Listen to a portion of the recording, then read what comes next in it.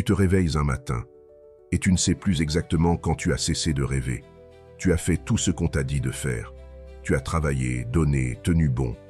Mais quelque chose en toi a changé. Ce n'est pas de la fatigue. C'est un vide. Discret, mais profond. Comme si tu t'étais un peu effacé en cours de route. Comme si tu regardais ta propre vie, de l'extérieur. Et si ce que tu ressens aujourd'hui, ce n'était pas une crise, mais un appel au réveil. Un moment rare, précieux, où tu peux encore tout transformer. Pas en fuyant, pas en cassant tout, mais en te reconnectant à une chose que tu as peut-être oubliée, toi-même. Ce que je vais te partager ici, ce ne sont pas des conseils de surface. Ce sont 10 principes stoïciens, puissants, réels, des clés qui ont changé la vie de milliers d'hommes et de femmes après 40 ans. Des clés pour vivre enfin avec force, clarté et paix. Alors reste jusqu'au bout, parce que ce que tu vas entendre pourrait bien changer ta manière de vivre les 20 prochaines années et plus. Et si ce que tu ressens en ce moment, ce n'était pas juste de l'émotion, mais une intention qui cherche à naître, alors, pour toi, pas pour les autres, écris simplement en commentaire « Je me réveille ». Juste ces 3 mots, comme un pacte silencieux avec toi-même. Et si tu veux aller plus loin, si tu veux poser ton histoire, ton moment de bascule, raconte-le. Parce que parfois, en écrivant pour soi, on inspire quelqu'un qui avait besoin de lire exactement ça. Avant de mourir, Steve Jobs a dit une phrase qui a glacé des millions de lecteurs. « Se souvenir que je vais mourir est la meilleure chose que j'ai trouvée pour m'aider à faire les bons choix. » Il avait à peine franchi la soixantaine. Et c'est là que tout commence.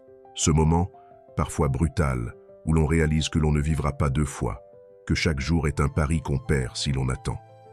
Jobs, un des hommes les plus influents de notre époque, a compris trop tard ce que beaucoup ignorent, le pouvoir de dire non, de ralentir, de se recentrer, de questionner le sens de ce que l'on fait. Avant 50 ans, il avait déjà bâti un empire, mais c'est seulement à l'approche de la fin qu'il a commencé à vivre avec conscience. Et il n'est pas le seul. Morgan Freeman, révélé au cinéma à 52 ans, a souvent répété que la vie ne commence pas quand on est prêt, mais quand on arrête d'attendre. Oprah Winfrey, rejetée de plusieurs chaînes à ses débuts, a connu sa révolution intérieure autour de la quarantaine, en intégrant des principes issus du stoïcisme sans même le savoir, la maîtrise de soi, l'acceptation du présent, la clarté dans le chaos. Anthony Hopkins, sobre depuis ses 38 ans, dit qu'il doit sa longévité mentale à une chose, l'apprentissage du détachement. Ce sont ces réveils, ces coups de tonnerre intérieurs qui transforment des vies endormies en destinées puissantes. Ce n'est pas un hasard si une étude menée par Harvard sur le bonheur sur plus de 75 ans révèle que le moment où les gens se sentent le plus perdus, le plus désalignés, se situe entre 42 et 59 ans. On appelle cela la crise de milieu de vie.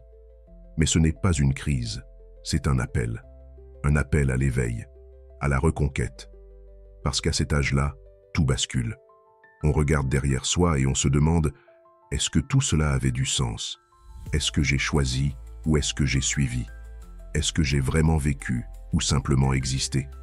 Si tu regardes cette vidéo et que tu as entre 40 et 65 ans, il y a de fortes chances que tu sois dans cette phase où tu sens que quelque chose doit changer.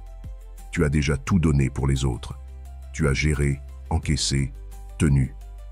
Et maintenant, tu te lèves parfois sans envie. Tu as peur de perdre ce que tu as, mais tu sais aussi que ça ne te nourrit plus comme avant. Tu ressens cette fatigue qui n'est pas physique, mais existentielle. Ce n'est pas une faiblesse, c'est une alarme, c'est une boussole. Tu n'as pas besoin de tout détruire pour renaître, mais tu dois choisir. Choisir d'ouvrir les yeux, de ne plus laisser le hasard décider à ta place. Le stoïcisme, cette philosophie vieille de 2000 ans, peut paraître lointaine, mais elle a été redécouverte par les plus grands leaders d'aujourd'hui. Tim Ferriss, l'auteur du célèbre « La semaine de 4 heures », affirme que la pratique stoïcienne a sauvé sa santé mentale. Il commence chaque journée en écrivant les pires choses qui pourraient arriver. Pas pour les fuir, mais pour les regarder en face, pour désamorcer la peur. Et c'est là le premier réveil. Ce que tu redoutes te contrôle tant que tu n'oses pas le nommer. Les stoïciens anciens comme Épictète ou Sénèque l'avaient compris, mais ce n'est pas un simple concept philosophique. C'est un outil de puissance. La preuve, Une étude menée par l'Université de Californie montre que les personnes qui méditent quotidiennement sur la mort vivent avec plus d'intensité, prennent de meilleures décisions et sont 31% plus satisfaites de leur quotidien. Pourquoi? Parce qu'elles arrêtent de fuir, elles arrêtent de reporter. Elles comprennent que le temps est une monnaie qui se dépense sans qu'on puisse la conserver. Peut-être que toi aussi tu as repoussé des envies. Peut-être que tu rêves d'écrire, de voyager, de t'exprimer, de créer, et tu te dis que ce n'est plus le moment, que c'est trop tard, que tu as des responsabilités. C'est normal. On t'a appris que s'oublier, c'est être un adulte responsable. Mais ce qu'on ne t'a pas dit, c'est que s'oublier trop longtemps, c'est mourir à petit feu. Et c'est ce que beaucoup de gens regrettent sur leur lit de mort. Bronnie Ware, une infirmière australienne en soins palliatifs, a résumé les 5 plus grands regrets de ses patients. Le plus fréquent: j'aurais aimé avoir le courage de vivre la vie que je voulais vraiment, pas celle qu'on attendait de moi. Alors voici la question que les grands se sont posée avant qu'il ne soit trop tard. Et si le courage de changer était le vrai luxe? Et si, à 45 ou 55 ans, tu avais encore une puissance immense entre les mains? La vérité, c'est que tu n'as jamais été aussi près. Tu as plus de recul, plus de ressources, plus de maturité. Ce qu'il te faut maintenant, c'est un choc, un électrochoc, un changement de perception. Tu n'as pas besoin de tout comprendre aujourd'hui, mais tu dois comprendre une chose. Le réveil ne vient jamais quand on est prêt. Il vient quand on n'en peut plus. Et ce moment, tu y es peut-être déjà. Le stoïcisme ne te demande pas de renoncer à tout. Il t'invite à reprendre le gouvernail, à regarder la mer en face, à redevenir capitaine. Et ça commence maintenant. Si tu connais quelqu'un qui peut être intéressé par cette vidéo, n'hésite pas à lui partager et à t'abonner. Il ne s'est rien passé de dramatique. Aucun choc, aucune tempête. Juste une suite de jours semblables. Des semaines qui se répètent. Une vie en mode silencieux. Et un matin, tu te réveilles avec cette sensation étrange. Comme si tu étais là, sans vraiment être là. Ton corps fonctionne, tes tâches s'enchaînent, tu coches les cases. Mais à l'intérieur, c'est le vide. Tu n'es pas malheureux, non. Tu n'es juste plus vivant. C'est ça, le poison invisible. La routine. Elle ne te frappe pas. Elle t'endort. Elle ne te vole rien d'un coup. Elle t'érode, doucement, méthodiquement, comme l'eau sur la pierre. Et ce qui est terrifiant, c'est que tu ne t'en rends compte qu'une fois que la flamme est presque éteinte. Tu fais ce que tu as toujours fait. Tu vis là où tu as toujours vécu. Tu parles aux mêmes personnes. Tu ressens les mêmes choses. Mais il manque quelque chose. Tu ne sais pas dire quoi exactement, alors tu continues, en espérant que ce sentiment passera. Mais il ne passe pas. Il s'installe. Selon une étude menée par Gallup, 85% des gens dans le monde se disent désengagés dans leur travail quotidien. Pas déprimés, pas en souffrance, juste désengagés, comme des robots qui avancent. Et plus on vieillit, plus ce désengagement devient dangereux. Car il donne l'illusion d'une sécurité. Tu te dis, au moins j'ai un toit, une stabilité, une routine. Mais en réalité, cette routine est devenue ta cage. Elle a tué ta curiosité. Elle a tué ton émerveillement. Et pire encore, elle a tué ton mouvement intérieur. Le stoïcisme nous met en garde contre ce piège. Sénèque écrivait « Ce n'est pas que nous avons peu de temps, c'est que nous en perdons beaucoup. La routine, ce n'est pas l'organisation, c'est l'oubli du pourquoi. C'est vivre selon des habitudes qui n'ont plus de sens, mais qu'on maintient par peur de l'inconnu. Tu n'es pas fatigué parce que tu fais trop. Tu es épuisé parce que tu fais des choses sans élan, sans vibration, sans joie. Regarde autour de toi. Il y a des gens qui vivent avec peu, mais dont les yeux brillent. Ils ont rompu avec ce que j'appelle la fausse stabilité, ce confort apparent qui masque une mort lente. Ils ont osé casser le rythme, pas pour tout révolutionner, mais pour retrouver un lien avec eux-mêmes. Parfois, c'est un simple changement d'itinéraire, un réveil plus tôt, un moment de silence. Parfois, c'est plus radical, une reconversion, un déménagement, une décision qui change tout. Mais avant le changement, il y a une prise de conscience. Et cette prise de conscience commence souvent par une douleur sourde, une sorte de nostalgie de soi, comme si tu te souvenais d'une version de toi plus vivante, plus sauvage, plus vraie. Cette version existe encore. Elle est simplement recouverte de couches de « il faut » de je dois, de ce n'est pas raisonnable. Et si tu te demandais pourquoi tu n'arrives plus à être touché par un film, à être ému par un lever de soleil, à avoir ce frisson dans le ventre, c'est peut-être parce que tu t'es trop anesthésié, trop habitué, trop figé. Ton âme réclame autre chose. Elle réclame une secousse.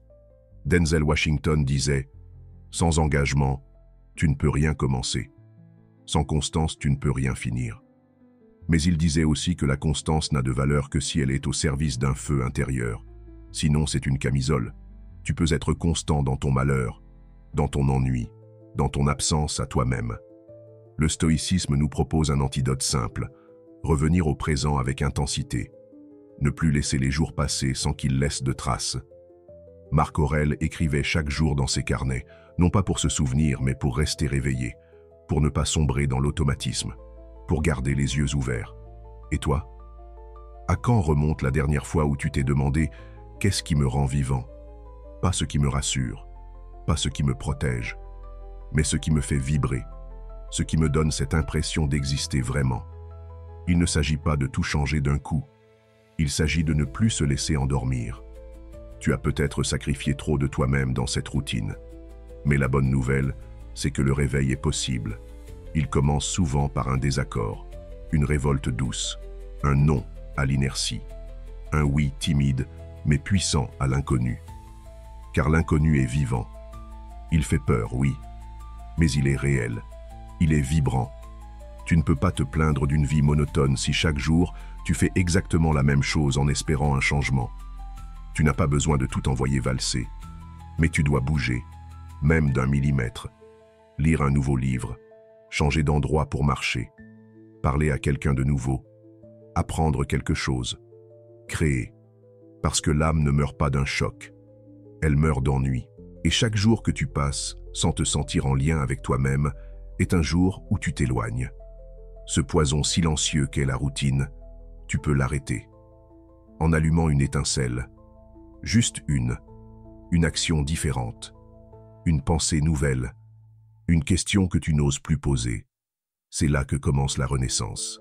Jim Carrey a dit un jour « Je souhaite que tout le monde puisse devenir riche et célèbre pour réaliser que ce n'est pas la réponse. » Derrière cette phrase, il y a plus qu'une désillusion de célébrité. Il y a la reconnaissance que ce qu'on cherche à l'extérieur, quand on ne contrôle rien à l'intérieur, finit par nous briser. Et ce n'est pas une idée abstraite, c'est une réalité psychologique, biologique et existentielle. Aujourd'hui, selon l'Organisation mondiale de la santé, un adulte sur 8 dans le monde souffre d'un trouble mental ou émotionnel majeur, et ce chiffre grimpe à plus d'1 sur 5 chez les personnes de plus de 50 ans. Pas à cause de la pauvreté, ni même du stress, mais à cause du sentiment écrasant de ne plus rien maîtriser. Les décisions des autres, les aléas économiques, les maladies imprévues, les déceptions amoureuses, les enfants qui prennent une autre direction, le corps qui vieillit, tout semble glisser entre les doigts, et quand on perd cette illusion de contrôle, on panique, on compense, on contrôle ce qu'on peut, la nourriture, les autres, les routines excessives, l'image, mais ça ne tient pas. Parce que tant que tu cherches à contrôler ce qui est hors de ton pouvoir, tu deviens esclave, pas libre. Tu réagis à tout. Tu passes ton temps à t'ajuster aux tempêtes, plutôt que d'apprendre à naviguer. Le stoïcisme, dès ses origines, a pointé ce dilemme. Épictète, esclave devenu philosophe, posait la question « Qu'est-ce qui dépend de toi ? Et qu'est-ce qui n'en dépend pas ?» Cette distinction, simple en apparence, est en réalité un des outils les plus puissants pour reprendre ta vie en main. Car tant que tu mélanges les deux, tu souffres inutilement. Tu fais des efforts là où tu devrais lâcher. Et tu abandonnes là où tu devrais agir. Prenons un exemple. Tu as peut-être passé 20 ans à essayer de plaire à tout le monde, à maintenir une image, à être irréprochable au travail, stable en famille, toujours fort. Mais la vérité, c'est que tu ne peux pas contrôler ce que les autres pensent de toi. Jamais. Tu peux tout faire comme il faut, et ils te jugeront quand même. Tu peux être aimant, et on te rejettera. Tu peux être compétent, et on te rabaissera. Alors que faire? Cesser d'agir? Non.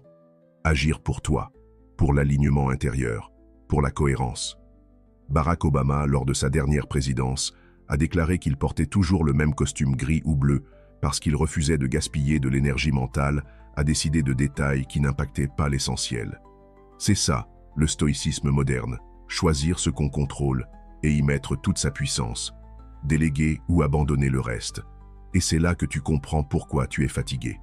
Pas à cause du travail, pas à cause de l'âge, mais parce que tu portes mentalement des charges qui ne t'appartiennent pas. Tu veux sauver tout le monde, empêcher les erreurs, anticiper l'imprévisible, éviter le jugement. C'est impossible. Et pourtant, tu continues, parce que personne ne t'a appris qu'on pouvait poser ce fardeau, qu'on pouvait dire « ça, ce n'est pas en mon pouvoir, je n'ai pas à me l'infliger ». Le psychiatre Viktor Frankl, survivant des camps de concentration, écrivait « La dernière des libertés humaines est de choisir son attitude dans n'importe quelle circonstance ». Il n'a pas dit qu'on pouvait tout contrôler. Il a dit que même au cœur de l'horreur, on peut choisir comment on réagit. Cette vérité, crue mais puissante, a permis à des milliers de personnes de sortir du traumatisme. Elle peut aussi te libérer de la pression quotidienne. Imagine maintenant que tu cesses de lutter contre les événements, que tu cesses de croire que tu dois tout réparer, que tu choisis de répondre au lieu de réagir, que tu choisis ton énergie, ton attention, ta paix. C'est là que naît la force. Ce n'est pas de l'indifférence, c'est de la sagesse. C'est ce que les stoïciens appellent l'ataraxie, la paix de l'âme, même au milieu du tumulte. Et tu vas voir, quelque chose de magique se produit quand tu commences à appliquer ce principe. Tu as plus de clarté. Tu vois ce qui t'appartient et ce qui ne t'appartient pas. Tu reprends possession de ton monde intérieur. Tu redeviens responsable de toi-même. Et tu retrouves ton pouvoir. Parce que ce que tu ne contrôles pas te contrôle, jusqu'à ce que tu en prennes conscience. Tu ne peux pas arrêter le temps, mais tu peux choisir comment tu l'utilises. Tu ne peux pas garantir que tout ira bien demain, mais tu peux t'assurer que ta paix ne dépend plus du chaos. Et quand ça, tu le comprends, vraiment, c'est comme si on t'avait rendu les clés de ta liberté, de ton calme, de ta vraie puissance. Robin Williams faisait rire le monde entier, mais derrière le rideau, il luttait. Lors d'une interview, il avait confié que la chose la plus effrayante dans la vie, ce n'était pas d'être seul, mais d'être entouré de gens qui te font te sentir seul. Cette phrase, dite avec un sourire amer, résume le drame silencieux de ceux qui ont trop attendu, qui ont reporté, qui se sont dit « Un jour, quand ce sera plus calme, plus simple, plus stable, je vivrai. » Mais ce jour n'est jamais venu. Tu vois, on a été conditionné à croire qu'il y avait une première vie, celle où l'on construit, où l'on sacrifie, où l'on fait ce qu'il faut. Et puis une deuxième vie, plus tard, celle où l'on s'épanouit, où l'on s'écoute enfin, où l'on vit pleinement. Mais c'est un mensonge, un piège subtil. Le un jour est une illusion. C'est une promesse sans date. Et pendant ce temps, la vraie vie, elle, passe. Elle ne te demande pas ton avis. Elle ne t'attend pas. La chercheuse américaine Bronnie Ware, celle qui a accompagné des centaines de personnes en fin de vie, a publié un chiffre glaçant. Plus de 90% de ses patients avaient des regrets profonds. Le plus fréquent, j'ai trop attendu. J'ai cru que j'avais le temps. Ce mythe de la deuxième vie crée une forme d'hypnose. Tu avances, tu coches des cases, tu patientes pour plus tard, mais plus tard devient jamais. Et ce plus tard, on y croit surtout après 40 ans. Parce que tu te dis que tu dois d'abord t'occuper des autres, assurer pour les enfants, tenir au boulot, finir ce que tu as commencé. Tu te racontes que tu es en transition, que la vraie vie c'est pour dans 5 ou 10 ans. Et pourtant, selon les statistiques de l'INSEE, l'espérance de vie en bonne santé en France est de 65 ans pour les hommes, 67 pour les femmes, pas 85, pas 90. Et encore, ce sont des moyennes, ce qui veut dire qu'aujourd'hui, tu es peut-être déjà dans le dernier chapitre de ta pleine vitalité. Ce n'est pas une mauvaise nouvelle, c'est un réveil. Parce que ce que tu peux faire aujourd'hui, dans ton corps, avec ton énergie actuelle, tu ne pourras peut-être plus le faire dans 10 ans.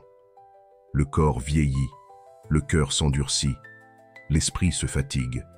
Il ne faut pas attendre d'avoir perdu quelque chose pour comprendre sa valeur.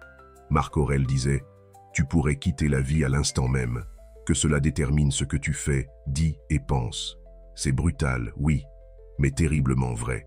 Cette pensée n'est pas morbide, elle est libératrice, parce qu'elle brise le confort de l'attente. Elle te ramène ici, maintenant, à ce que tu peux encore créer, changer, vivre. Ceux qui ont compris ça ont transformé leur quotidien. J.K. Rowling était au RSA à 30 ans.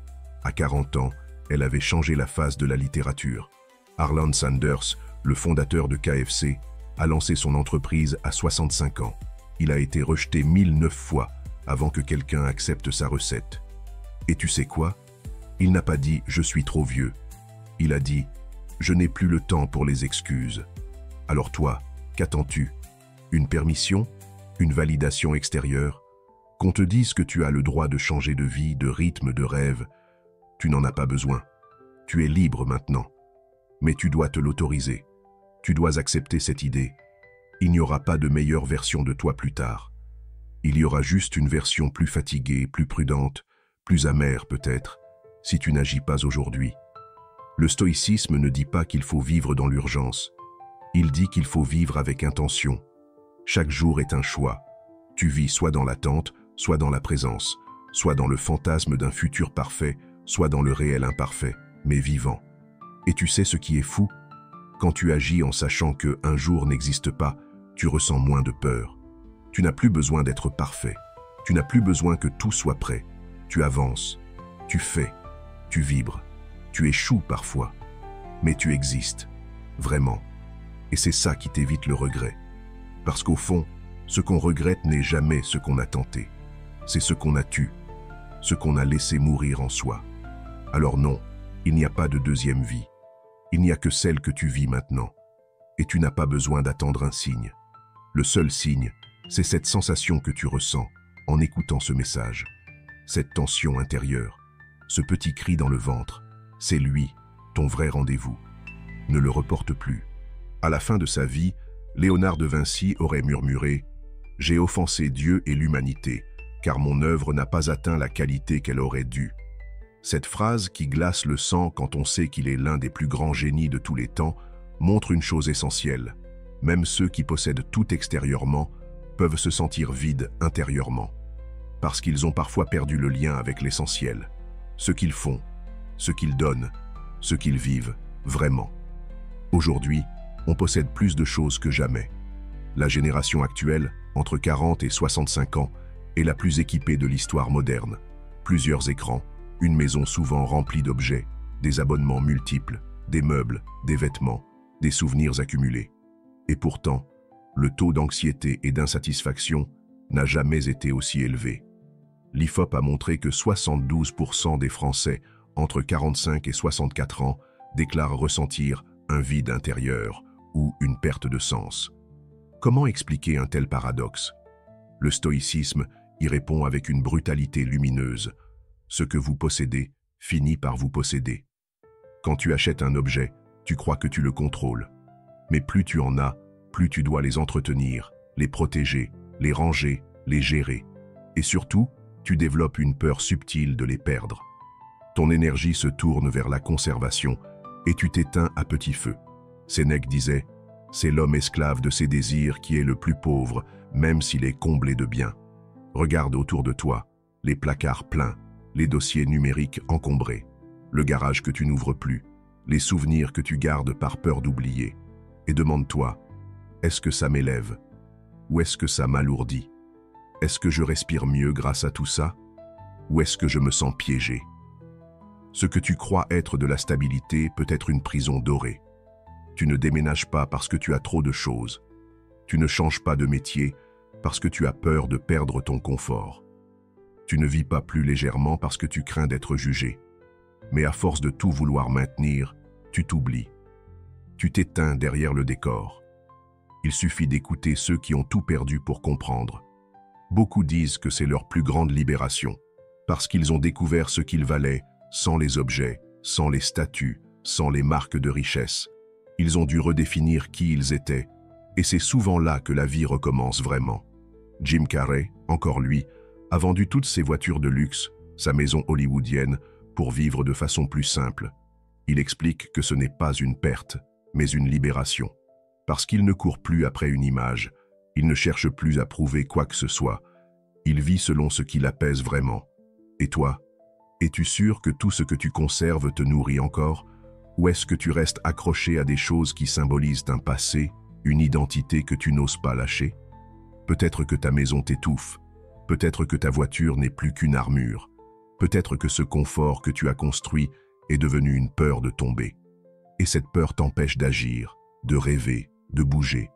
Le stoïcisme propose une réponse radicale, mais libératrice. Possède peu, mais profondément. Aime les objets pour leur utilité, pas pour leur valeur perçue. Sois prêt à tout perdre, pour ne jamais être brisé. Ce n'est pas du détachement froid, c'est une liberté chaude, pleine, vitale, celle de te lever le matin sans être dépendant de ce que tu possèdes, sans que ton humeur soit dictée par le matériel. Tu peux très bien avoir des biens, mais ils ne doivent pas te posséder. Le test est simple. Est-ce que tu serais encore toi sans ça? Est-ce que tu pourrais encore sourire, aimer, rêver, marcher la tête haute si tout ça disparaissait? Si la réponse est non, il est temps de réajuster. Car tu n'as pas besoin de plus. Tu as besoin de mieux. Moins de choses, plus de sens. Moins d'objets, plus de présence. Moins de protection, plus de vérité. Et ça, c'est un choix que tu peux faire. Pas en brûlant tout, mais en regardant chaque chose avec cette question stoïcienne. Est-ce que ça me sert? Ou est-ce que je le sers? Parce que tant que tu es possédé par ce que tu crois posséder, tu ne seras jamais libre. Et la liberté intérieure, ce n'est pas un luxe, c'est une urgence. C'est là que ta vraie vie commence. Pas dans l'accumulation, mais dans le dépouillement conscient. C'est là que tu redeviens toi, entier, vivant. Il y a un moment où tu ouvres les yeux et tu ne sais plus pourquoi tu te lèves. Tu regardes le plafond. Tu te souviens vaguement de ce que tu dois faire dans la journée. Et pourtant, quelque chose en toi reste immobile. Ce n'est pas la fatigue. C'est plus profond. C'est ce vide qu'on ressent quand on avance sans direction. Tu vis, tu respires, tu fais ton devoir. Mais ton cœur est ailleurs, ou nulle part. Ce n'est pas un hasard. Une étude menée par Yale a montré que près de 70% des adultes interrogés entre 40 et 65 ans disent avoir l'impression de vivre en pilote automatique. La routine prend le pas sur la conscience. Les responsabilités étouffent les rêves. Le bruit du monde couvre les vraies questions. Et le résultat, c'est ce matin où tu te lèves sans clarté, sans feu, sans cap. Marc Aurèle, empereur et philosophe stoïcien, écrivait chaque jour dans son carnet de réflexion. Au matin, dis-toi, je vais rencontrer des gens ingrats, arrogants, menteurs, mais je suis là pour suivre ma voie, pas la leur. Ce rituel simple était sa boussole, sa manière de rester ancré, de garder la clarté au milieu du tumulte. Parce qu'il savait que sans intention, on se fait happer. Sans but clair, on devient le produit des attentes des autres. Et toi, aujourd'hui, est-ce que tu sais pourquoi tu fais ce que tu fais? Est-ce que tu sais encore ce qui compte vraiment? Ce qui te fait vibrer, t'élève, te connecte à toi-même? Ou est-ce que tu vis selon des automatismes appris, répétés, jamais remis en question? La clarté, ce n'est pas de tout savoir. Ce n'est pas d'avoir un plan millimétré. C'est de savoir ce qui est essentiel, ce que tu veux protéger, développer, nourrir. Et c'est peut-être ce que tu as perdu avec le temps, ce lien entre tes actions et ton âme. Le philosophe Viktor Frankl disait « Lorsqu'un homme ne peut plus changer une situation, il est appelé à se changer lui-même. » Et ce changement commence par une question que peu de gens osent affronter. Qu'est-ce que je veux vraiment? Pas ce que l'on attend de moi, pas ce que j'ai appris à désirer, mais ce qui, profondément, me met en mouvement. Steve Jobs, encore lui, racontait qu'il se regardait dans le miroir chaque matin et se demandait « Si aujourd'hui était le dernier jour de ma vie, est-ce que je ferais ce que je m'apprête à faire ?» Et il ajoutait « Si la réponse est non plusieurs jours de suite, je sais que quelque chose doit changer. » Voilà ce que c'est, l'art de la clarté. Ce n'est pas une illumination mystique, c'est une discipline, un rendez-vous quotidien avec toi-même. C'est refuser de se réveiller encore une fois sans envie. C'est apprendre à dire non à ce qui épuise et oui à ce qui aligne. Et parfois, cette clarté vient d'un effondrement, d'une rupture, d'une maladie, d'un choc. Parce que quand tout vole en éclats, il ne reste que l'essentiel. Tu réalises que tu as passé des années à courir après des choses qui n'ont plus de sens, que tu as négligé des moments, des relations, des envies. et tu promets de ne plus recommencer. Mais tu n'as pas besoin d'attendre le drame pour ouvrir les yeux. Tu peux t'arrêter maintenant, t'écouter, te réaligner. Le stoïcisme t'y invite avec force. Vis en accord avec la nature, disait Zénon. Ce que cela signifie, vis en accord avec ta nature, ton essence, ce qui te rend toi. Pas une version polie pour faire plaisir, pas une caricature de réussite, mais une vie où tes actes sont cohérents avec tes valeurs. Une vie où tu ne te réveilles plus avec ce goût de trahison silencieuse. Et ça commence par des petites choses. Une phrase écrite chaque matin. Un non à quelque chose que tu n'as plus envie de faire. Un moment de silence pour sentir ce qui t'habite. Ce ne sont pas des grandes révolutions, mais ce sont elles qui, accumulées, réveillent le cœur. Car le vide intérieur n'est pas une fatalité. C'est un signal, un appel, une invitation à revenir à toi.